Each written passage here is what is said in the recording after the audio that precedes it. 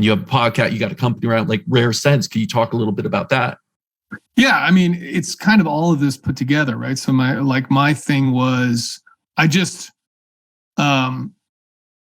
to a point where I was at least on the road to healing, right? Where I'd sort of turned the corner. I'd hit the nadir of my sort of suffering, like almost the point where I'd killed myself. And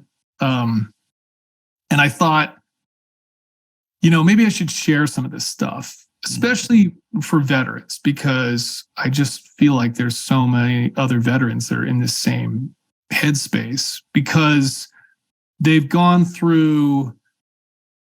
a long time in a very hyper vigilant state, right? Hyper arousal. And they're extremely gritty and work very hard. And now they're outside of the military, whatever. I mean, it can apply to kind of other professions as well, obviously, firefighters, first responders, or really anybody. And they're suffering in ways mentally and probably physically too, either as a result or it's tied into it. And the only tool they really know is go harder. That's the message they get. Yeah. That's what made them good at their job.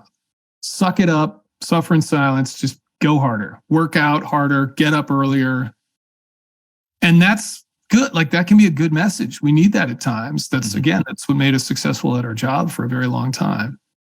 But it's not the solution for everything. And I think we get this misconception that that's the answer. It's like, hey, you're suffering, you got massive anxiety problems, you're having panic attacks, or you have survivor's guilt, or you're super depressed, just go run 20 miles. Yeah. Okay. Like, maybe that will work for you, but it's still not going to help you process any of the things you're dealing with. And it's not going to set you up for a way to truly deal with things when it goes south mentally, right? But that's the only thing a lot of people know. And that was the only thing I knew. And so there were just kind of all these lessons learned that I was like, I think this could help people, especially if I'm, instead of sort of like telling them what to do, I'm just sort of sharing what I did and really showing the vulnerable side of it, right? Not like, hey, look at what a kick-ass, thing I did or whatever. It's like, look at how this is how screwed up I was. And here's what I still deal with, right? Like, this is me in a very open, honest way. And I got a lot of good feedback on that. And so I started writing a Substack that was kind of that stuff. It was just, here's what I deal with, here's what I have dealt with, here's some things to think about, and kind of mushed it all together into this mind fitness idea, which is, it is the idea of mind-body fitness, right? Like kind of what you guys do as well. There's this holistically interconnected concept of like, this is a spectrum. It's all one. It's not one or the other, but very much led by our minds. And most people don't know how to train their minds at all. And it goes way beyond just mindfulness and trying to bring that into sort of like the common culture, primarily to help people like me, but it can expand to everybody, right? Because I just think it's such an important thing that we all have a mind, and like the fitness of our minds is absolutely paramount to our existence. And so if you can realize that and then sort of tap into your own training methodologies to keep yourself mentally fit, the rest of everything gets so much better. And I always liken it to physical fitness. You go to the gym every day so that the other 23 hours of the day are better, right? And so you feel better, look better, and it might be sort of painful for that 1 hour you're there, but it's so that the rest of your existence when you're not exercising is better. And it's the exact same thing. Like, if you can adopt some of these practices, sprinkle them throughout the day, it makes the rest of life better. I don't meditate to become a master meditator. And I'm probably not one of these people that's ever going to go on like a 45-day by myself, 10 hours a day type of thing. That's amazing, actually. People that do that, I find that's astounding that people can do that. Maybe I will. I don't know. But I do it so that the rest of my life is better. That's why I do it, right? So I'm more aware the rest of the time. And so that I have tools that I can turn to when I'm having one of those days where it's like, man, I'm out of it, or I don't feel well, or I react inappropriately to something, or I find myself engaging in road rage or some nonsensical reaction like that, right? So yeah, that's kind of the idea. I just feel like people should be empowered here to feel like they can.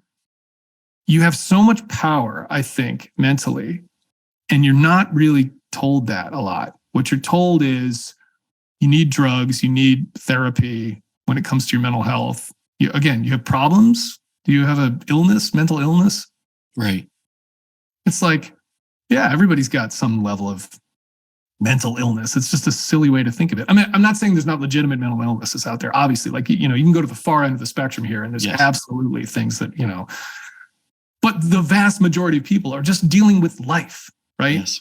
And we can deal with that. Like, and there's ways to deal with it. And if you just can realize that, like, people could get so much better. Yeah. Have knew that and believed it too, Well, I think it fosters a lot of compassion when you realize we're all dealing with our own shit out there. Of course. Like, there is no one, even the people we think are like perfectly happy and, always talking positive, like, they are dealing with shit too. Let's be honest. Everyone is. Once you realize that, you start to realize there's nothing broken inside of me. Right. There's nothing wrong with me here. That's exactly it. That's this term I use too. It's like, that's the belief people buy into, is that I'm broken. Yes. That's bullshit. Right. Not broken, right? You are mentally unfit, right? That's it. Yeah. Like, it's just like you've been sitting around eating Cheetos and drinking beer every night and not going to the gym for a long time with your mind. That's that analogy. That's it. You're not broken. Like, and you possess all of the tools to, like, train your way out of that. Well, you're like mentally overweight. You just got to get back. You just got to go to the mental gym of sorts, and that's it. And it's really not that difficult once you do it on a daily basis and take it slow. Right. You will see that improvement as your mental well-being becomes stronger and stronger. So it's a slow process too. That's the other piece. Yep. It's just like that. It's like, you're not going to do this once and be like, oh yeah, I meditated once and man, I feel so much better now. No, it's just like going to the gym. It might be a little worse for a little while, right? You're going to be like sore to some extent. Oh yeah. But it's like, over time, you will see these improvements if you commit to this.